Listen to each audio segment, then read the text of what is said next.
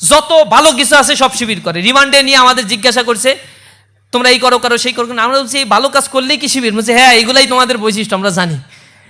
যত ভালো তার সাথে শিবির, এগুলো একটা ট্যাগ দিয়ে আমাদেরকে এরকম বানায় ফেলছে। বলে ও ঘুষ খায় না, তাহলে শিবির করতে, ওর চাকরি থেকে বরখাস্ত করতে হবে।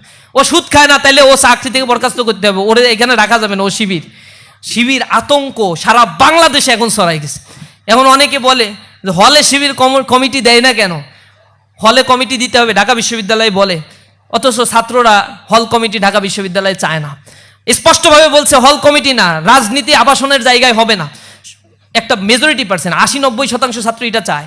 প্রশাসন ছাত্রদের মুখোমুখি ছাত্র শিবিরকে দাঁড় করাতে চায়। আমরা বলছি ছাত্র শিবির কখনো ছাত্রদের মুখোমুখি দাঁড়াবে না।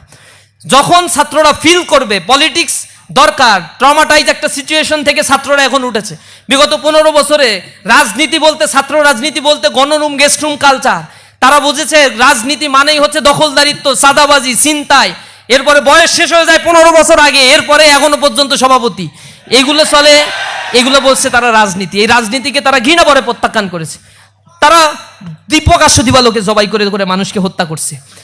অমুসলিম সে বলতেছে আমি শিবির করি না, ও বলে তুই সংখ্যালঘু শিবির, এটা বলে তাকে নির্যাতন শুরু করে দিচ্ছে। কল্পনা করা যায়। এইগুলো আপনারা দেখেন না বিগত সময়গুলোতে? এগুলো করে করে আমাদের থেকে মানুষকে আলাদা করার জন্য চেষ্টা করছে, কিন্তু তারা কি পারছে? কোনো আদর্শকে শেষ করা যায় না।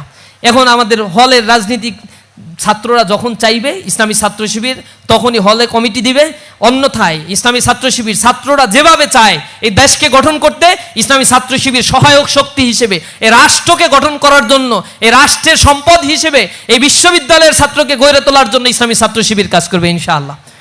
এজন্য আমাদের কার্যক্রমগুলো সব স্টুডেন্ট ওরিয়েন্টেড এবং কল্যাণমুখী ইনশাআল্লাহ।